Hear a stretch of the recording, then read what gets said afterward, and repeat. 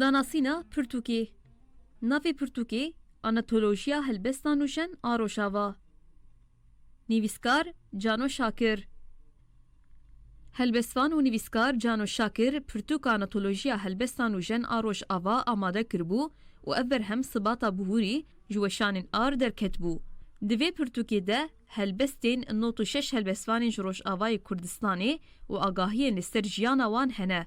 Ev kitêba hanê ya li Stenbolê derçûyî berhema dehan a Cano Şakir e. Cano Şakir ji bo vê pirtûka xwe dibêje. Xebata min salekê qedand dixwazim vê bêjim. Min di nava salekê de karî bû xwe bigihînim 107 helbestvanan. Her wiha ji van tenê 96 bejdar bûn. 11 helbestvanên ku tevlî nebûn, 4 an ji wan bersiv dan û 7 kesan jî tew bersiv jî nedan. Li vir dixwazim bibêjim ku li Rojavayê Kurdistanê bingehek xurt ji bo helbesta Kurdî kurmancî tê danîn. Di dawî de Cano Şakir dibêje wî beşekî lêkolînî jî di destpêka Anatolojiyê de nivîsiye. Da ku helbestê bide nasîn û xasima şûrevekirin û naskirina helbesta dunyayê hinekî gengaz bike. Lewma biya wî heta ev nebe aliyekî meyê wêjeyî wê seqet û lawaz bimîne.